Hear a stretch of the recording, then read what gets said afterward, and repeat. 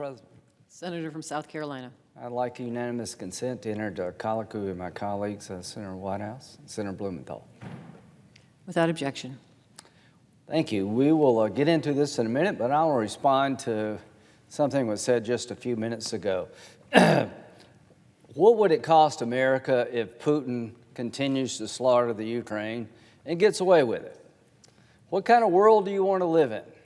Let's see if I've got this right. I can understand not wanting to get involved in wars. If you've ever been in one, if you've ever been in a war zone with any time period, you understand war is a horrible thing. If you've ever been in the military, you understand some of your buddies don't come back when you have wars.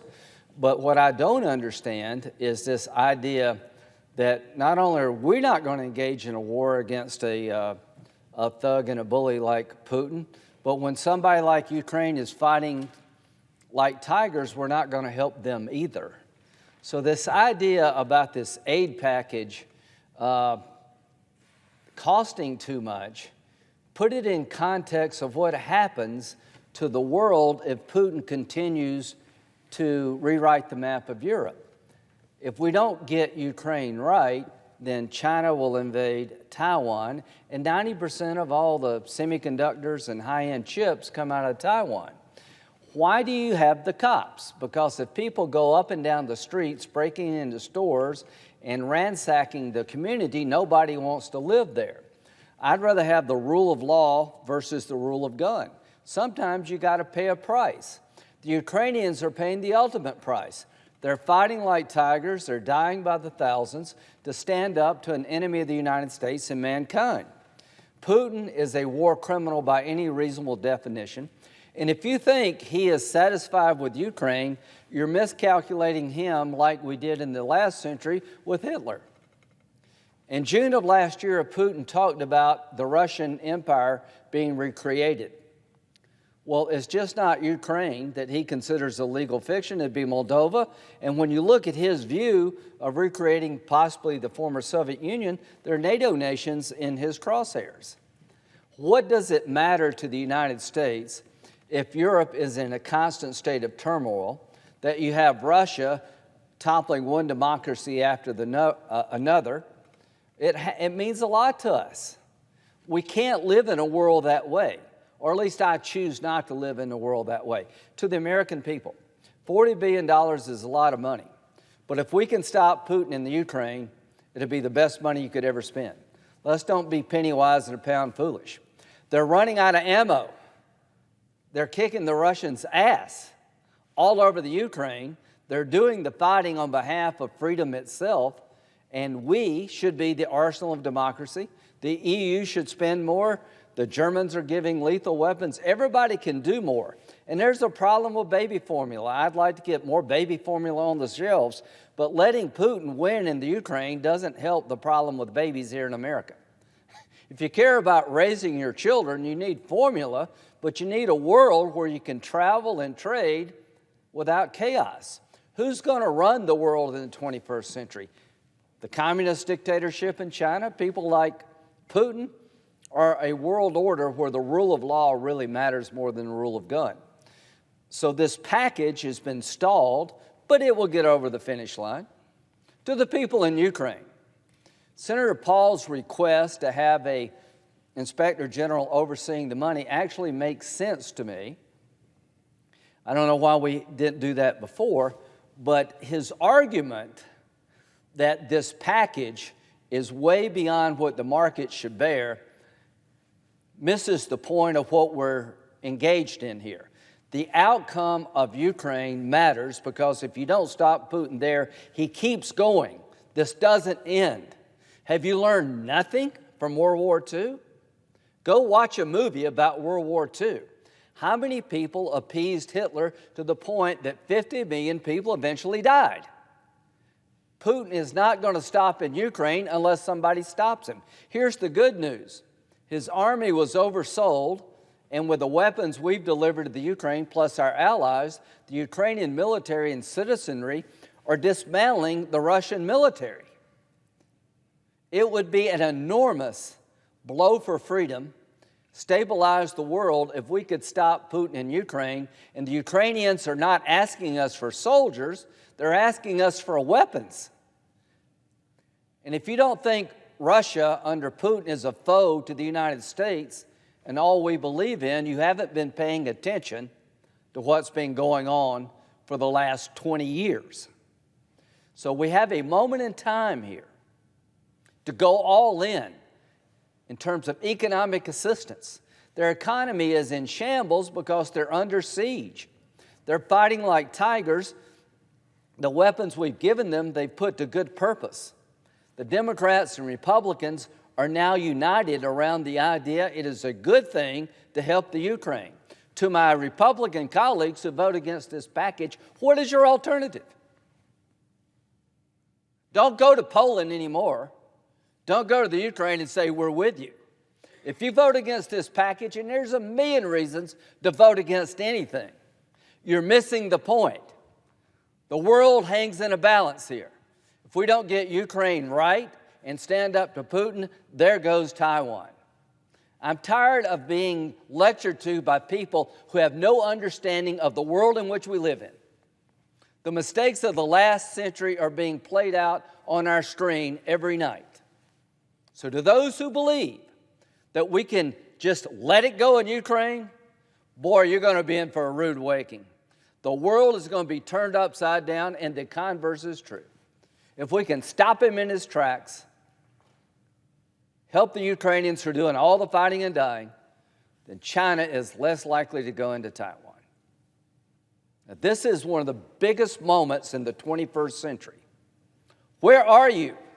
Whose side are you on? Oh, it's too much here, it's too much there. I had one senator who will remain nameless on our side. Why do we have money for food? There are 227 million people in the world knocking on famine's door.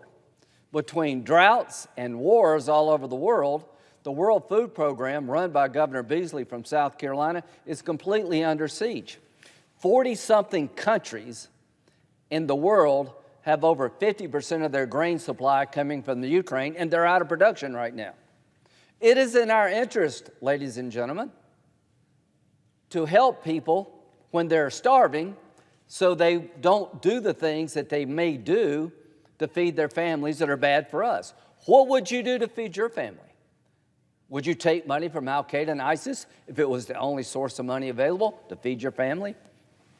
So we live in a very dangerous time where one thing affects the other. This package was put together quickly, and I'm sure there are things in this package that could be done better. But we're living in real time here. The president's ability to send weapons really expires in a couple of days. So what I hope will happen is that we'll unite around the idea that Putin's the bad guy and the Ukrainians are the good guys. And if we lose this war, we're going to regret losing this war because it won't end in the Ukraine. So to my two colleagues on the Democratic side, thank you both. You've done something that is hard for people around here to do. Talk about victory. Victory for Ukraine. Senator Blumenthal, there has been no stronger voice of standing up to Putin and making him pay a price. How many people does he have to murder? How many war crimes does he have to commit until we realize this needs to stop? We had this same experience with Adolf Hitler. People excused his behavior, wrote it off as he just wants to get German-speaking territories back. No, he wrote a book about what he wanted to do. He wanted to kill all the Jews and remake Europe and create a master race for people on planet Earth in his own image. What is Putin trying to do? A bit less ambitious, create the Russian Empire and the former Soviet Union anew, crush democracies that have had a chance to go a different way. And are you surprised that the Ukrainians are fighting? Who the hell would want to live under Putin's thumb? Would you? Would you want to live in Putin's Russia? Would you want him to be your leader if you didn't have to? People who've gone down the communist road are literally willing to die because they don't want to raise their children that way. So we're going to have a discussion here in a moment about some things that we can do that will matter beyond money. The American taxpayer should not be the only source of help to the Ukrainian people. Count me in for that. There's a proposal that was left out of this bill that would empower the Department of Justice to go after Putin and all of his cronies and take from them their yachts and their villas and their dachas, sell it and put the money into the Ukraine to buy bullets. That got left out of the package. To the American people, I get it. Other people should be doing more. There's a bipartisan consensus here that with additional resources in the hands of the Department of Justice and some legal changes, we could go after billions of dollars of ill-gotten gain and plow it back into the Ukrainian war effort, money coming from thugs and thieves in Russia to help the brave people in the Ukraine, but that fell out of the package. To my colleagues in this body, what the hell are you thinking? Why would you do that? Why would you take out of the package the ability to hunt down the oligarchs and take their stuff away from them that they bought with stolen money to help the Ukrainian people, another source of revenue other than the American taxpayer? We're not going to let that go. Finally, there's an idea that Senator Blumenthal and I have that maybe it's time to label Russia a state sponsor of terrorism. Why? Because they are. After 20 years of mass murder on an industrial scale, the Wagner Group is roaming the planet, which is a proxy, according to our Treasury Department, of the Russian military. They're in Africa today doing all kind of horrible things. Russia is propping Assad up, who is one of the four countries that are considered state sponsor of terrorism. Without Russia, Assad would have fallen. So we have an idea that doesn't cost any money to designate Putin's Russia as a state sponsor of terrorism, and it would waive sovereign immunity so people who are a victim of his terrorism could take him to court, and it would put Putin in a club that he deserves to be in. Iran, North Korea, Syria, and Iran. We would add Russia. Now, we couldn't get that in the package. We're not going to stop. It would be good to let the Ukrainian people know that we see Russia in the hands of Putin as a terrorist state. We'd like to tell everybody who's on the fence, America has made a decision about Putin, and there's no going back. If he's still standing when this is all done, and we forgive and forget, the worst is yet to come. So from my point of view, Putin's Russia needs to end. The Russian people need to fix this problem. Until they do, we need to keep all the sanctions in place and up the ante. Labeling Putin's Russia a state sponsor of terrorism is a good place to start. Going after the ill-gotten gains of the oligarchs to help the war effort is a good thing to do. We're not going to quit here. To the people of Ukraine, most people in this body, not all, are with you. Because we understand your fight makes our world in America a safer place and a better place to live.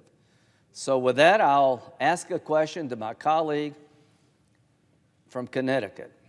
Why do you think Russia is a state sponsor of terrorism, and what can we do to make that happen? I want to thank Madam President, my friend and colleague, who has been such a leader of this bipartisan effort, Senator Graham, for the question and for his powerful and passionate remarks just now.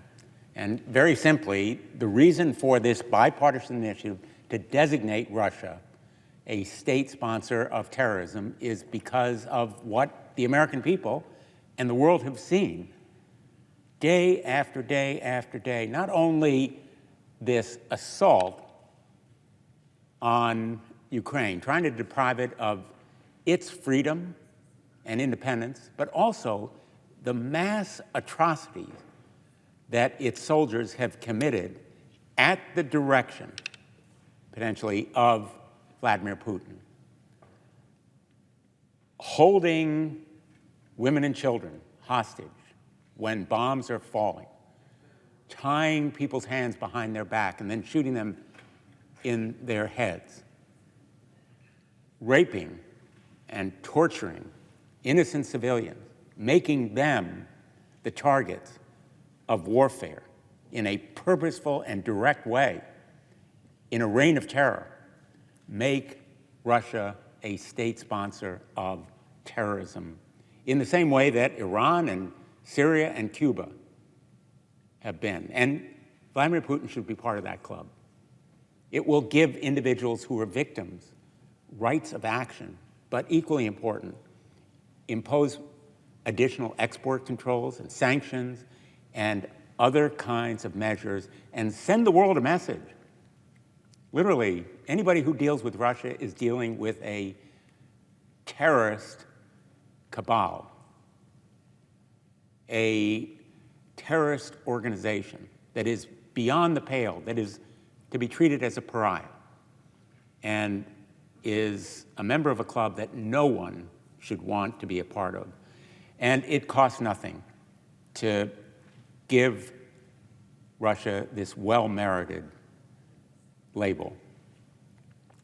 Now, it also works very much in the favor of not only Ukraine, but American taxpayers and our NATO allies to have the Asset Seizure for Ukraine Reconstruction Act, a bipartisan initiative that will enable not only seizure, but also sale of Russian oligarch assets as a part of this package. I'm disappointed that it wasn't included, but I'm very optimistic that we will move forward because people have seen on their TVs day after day the seizure of the super yachts.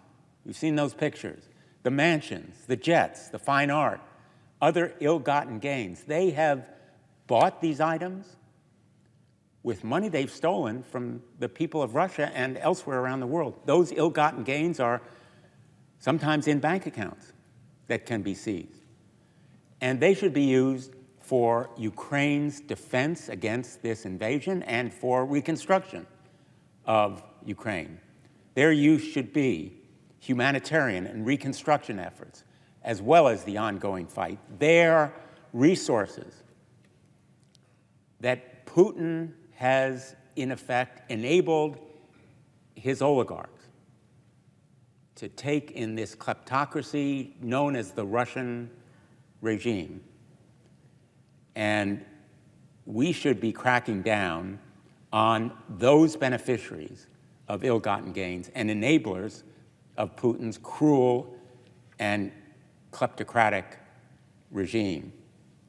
Now, let's be clear. Once enacted, this measure would enable law enforcement agents from around the world to seize those oligarch assets and enable them to liquidate, that is to say, sell those assets to be used immediately to provide more weapons for the brave Ukrainians who are fighting Russian aggression and to deliver humanitarian aid to displaced Ukrainians. I've been to the border and seen those refugees coming from Ukraine, literally crossing the border, carrying their pets and stuffed animals, women and children, because the men are staying to fight, with just the clothes on their backs.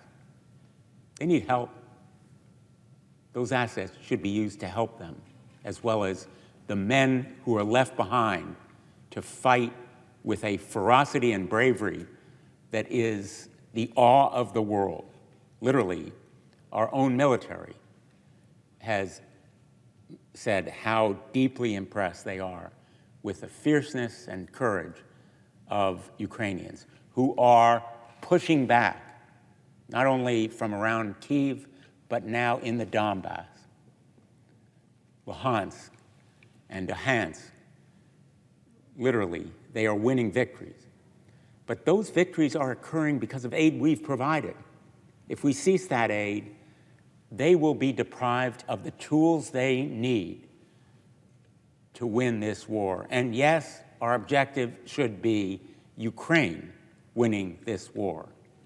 We are not going to have troops on the ground. We are not going to be engaged through NATO. We are not going to be a party in the combat, but we can be the arsenal of Ukraine's democracy. We can step up and stand up for democracy. Now, my colleague has made the point very well that history teaches about bullies. They're stopped or they will continue. That is a lesson throughout history, whether it's World War II or any of the other conflicts where aggression has been stymied and halted. Vladimir Putin is a thug. He's a KGB operative. He understands only one thing: force, economic force, military force, and that force needs to be brought to bear before he moves against countries that are at risk. What does it mean that Finland wants to join NATO? What does it mean that Sweden is talking about joining NATO? They see the threat. They need that protection. They know they can't do it alone. They know that Putin will pick them off if we do not stand together. As Benjamin Franklin said at the time of our revolution, we will hang together or we will hang alone. And that has to be the mantra that we take to our allies and to the American people. One last point. We need to bring together this body and our Congress in the bipartisan way that the three of us are doing today. This issue is way above partisan politics in its importance to our future as a nation. The American people understandably are focused on inflation, which is a serious challenge. They are fatigued and tired of COVID, which is not only irksome but threatening. Our job is to make them aware of the threat that is posed by Putin's Russia. It isn't the Russian people's Russia. They have no idea what's actually happening. They believe, because they've been told, that President Zelensky, who is Jewish, is actually a Nazi. That's what they've been told. We visited Ukraine not long before the invasion, and one of my colleagues in this bipartisan trip said to President Zelensky, "Are you fearful about a Russian invasion?" This was January of this year. And he said, the Russian invasion began in 2014. The Russian invasion has been ongoing and has killed 14,000 of our people. This latest threat of an assault on Ukraine is just another phase of the same war. And the Ukrainian people have fought on behalf of democracy for these years, and they have lost blood and lives and treasure. And we have an obligation to stand strong for our democracy at this moment. We have an opportunity and an obligation. And I'm proud to stand with my colleagues in favor of using the proceeds of selling Oligarch ill-begotten gains so that we can benefit the people of Ukraine in their fight for freedom and their effort to reconstruct their country. I would like to yield the floor back to my colleague, hopefully having answered this question, and to pose a question to my colleague from Rhode Island. Will the proceeds from the sale of these ill-gotten gains potentially benefit Ukraine in a way that will be meaningful and will help save American taxpayers funds that are necessary to support the freedom of that country? Mr. President, I would say to Senator Blumenthal, absolutely yes, and to Senator Graham also yes, and thank you. Let me just give a quick overview as my part of this colloquy as to where we are. This really began with the Munich Security Conference, which Senator Graham and I led this year, the so-called McCain-Codell. And when we heard about the imminent invasion, we both became very ardent that we needed to get after Russia's oligarchs. First, because it was turning the oligarchs against Yanukovych that freed up Ukraine. And second, because these oligarchs in Russia are part and parcel of the way in which Putin has manipulated his country and accreted enormous hidden wealth to himself. So we knew that the oligarchs needed to be a target. We talked about it so relentlessly that whenever Secretary of State Blinken saw us coming, he would say, I know, oligarchs, I get it. Afterwards, the president came back and he took the Treasury's asset forfeiture section and the State Department's asset forfeiture section and the Department of Justice's asset forfeiture section and pulled them together into what he is calling the klepto-capture initiative. And that is a good thing that the president did. In this bill, there is money for it. We give $60 million to that enterprise, and we give another $67 million to the enterprise, and another $30 million to FinCEN, which is the group within Treasury that tracks dirty money. So that's about $100 million to support the klepto-capture operation. What they still need is authorities. And that's what our bill would give them. When we got back, Senator Graham, Senator Wicker, Senator Blumenthal, and myself drafted this bill. And a version of it has been passed in the House thanks to the leadership of Representative Tom Malinowski. And after that bill was filed, the Biden administration got together and they gave technical assistance to us from the Department of Justice as to what it was that they actually need to be more effective at going after these oligarchs, to seize, to sell, and to send to Ukraine the proceeds. So that is where we are right now. And one of the things that we need is to speed up the process. It can take forever to go through the process. We need to couch this process in the national security authorities of the president as much as possible, because this is primarily a national security issue. We need to speed up the process so that, for instance, you don't have to prove who the true beneficial owner is before you seize the yacht. You can go on intelligence reports. You can go on whistleblowers. And by the way, we want to reward whistleblowers. You remember the Ukrainian who sunk his boss's yacht? And he got arrested because he pulled the plug out of the yacht and sunk it? I'd rather have that guy come to the Department of Justice and say, I can tell you all about who owns this yacht. You don't have to worry about going through the Cypriot bank account, the Cayman Islands Shell Corporation, the Dakota Trust, wherever else this has been hidden.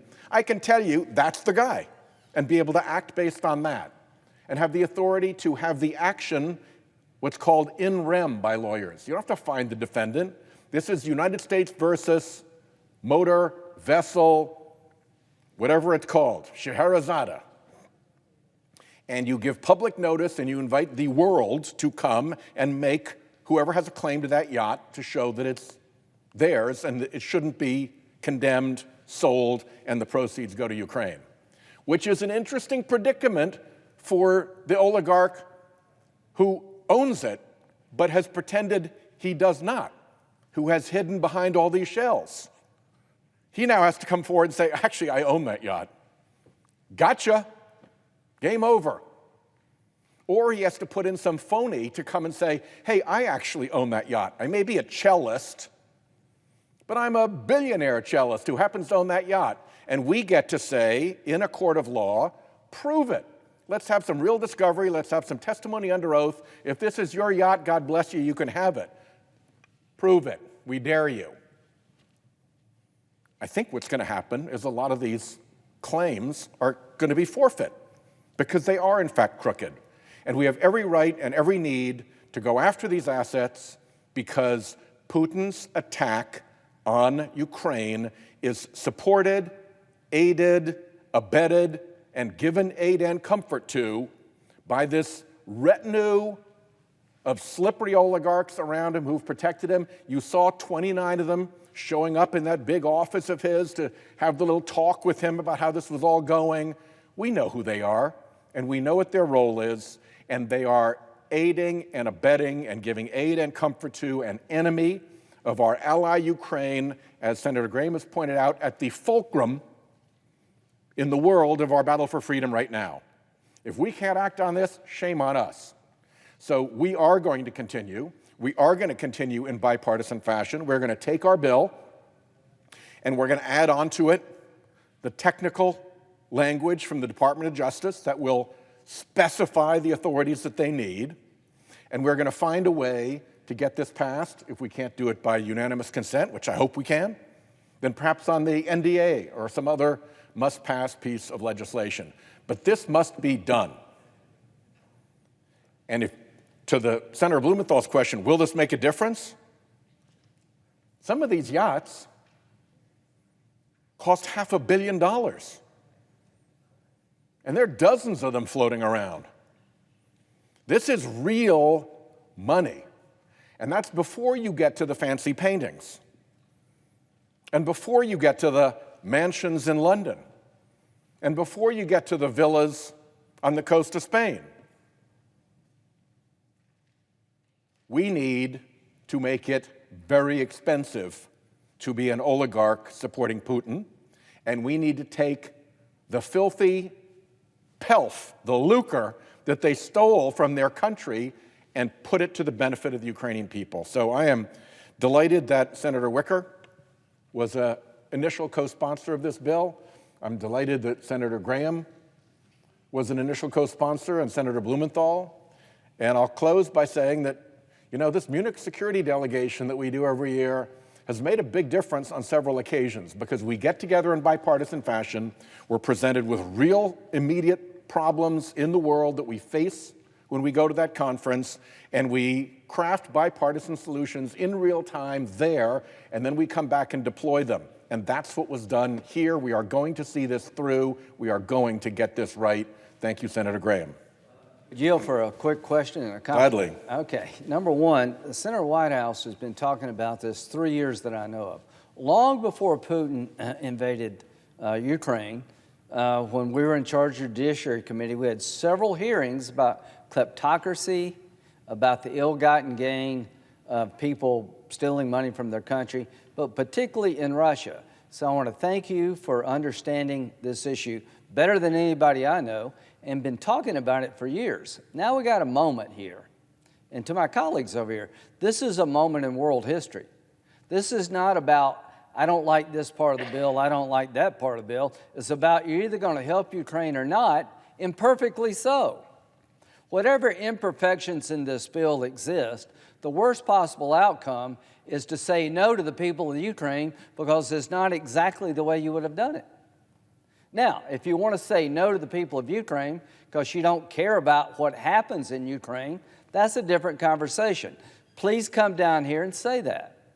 If you believe that the outcome in Ukraine has no effect on the national security interests of the United States, if you believe that Putin will stop after the Ukraine and China's not watching, come down here and say it. The reason nobody will do that, I doubt, is because you'd be crazy. But you can say it. The floor is yours. Come down here and make the argument that Ukraine is not connected to world events and that Putin would be satisfied with dismembering that country and stop. He's not. You know, Hitler wrote a book. Somebody should have read it.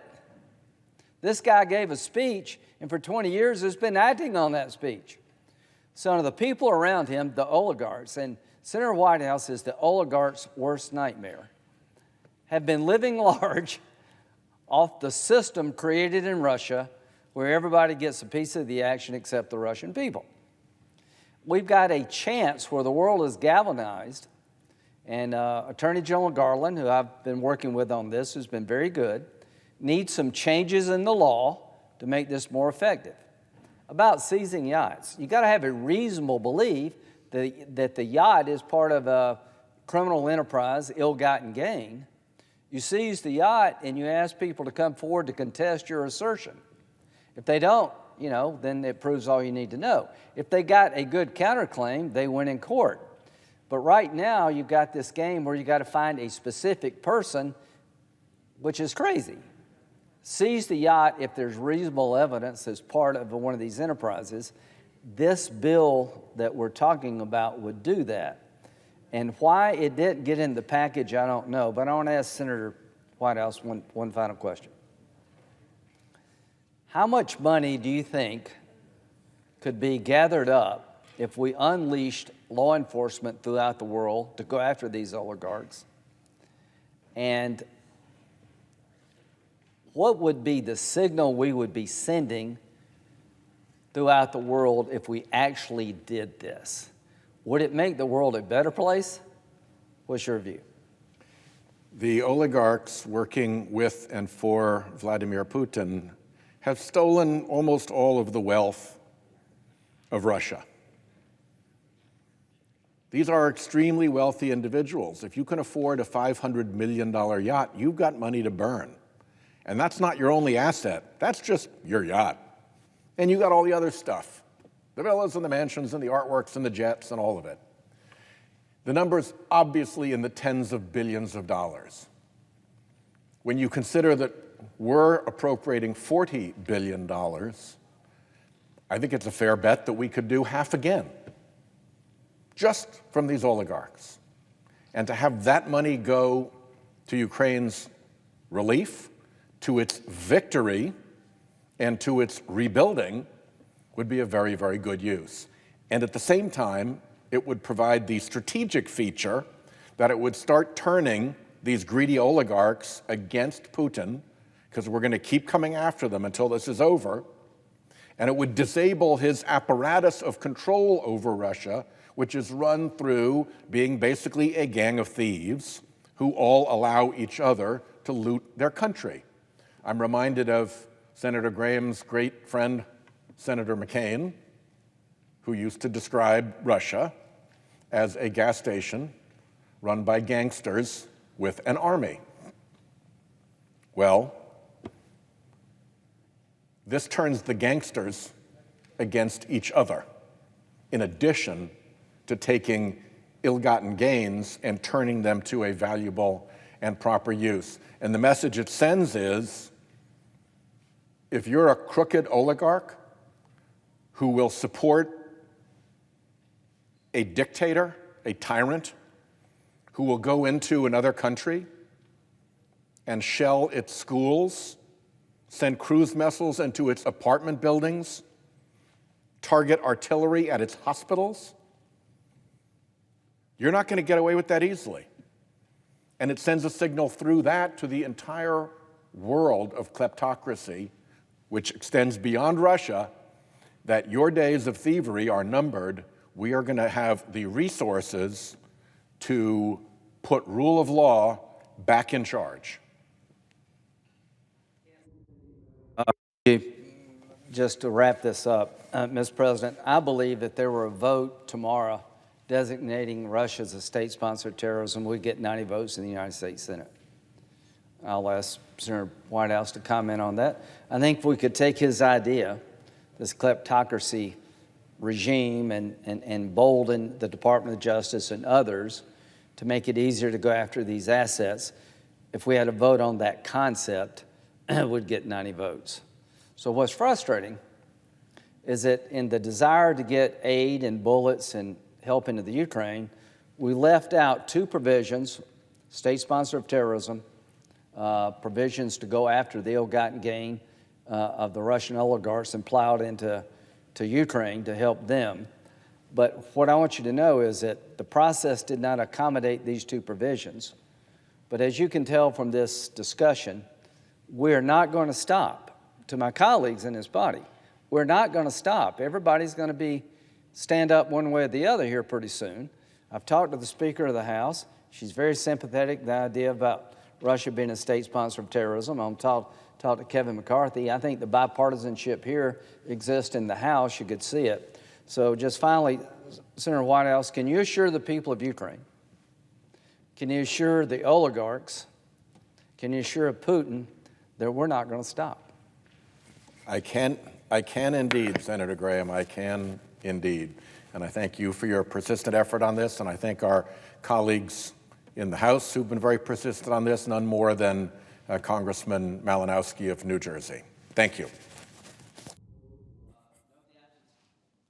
Clerk will call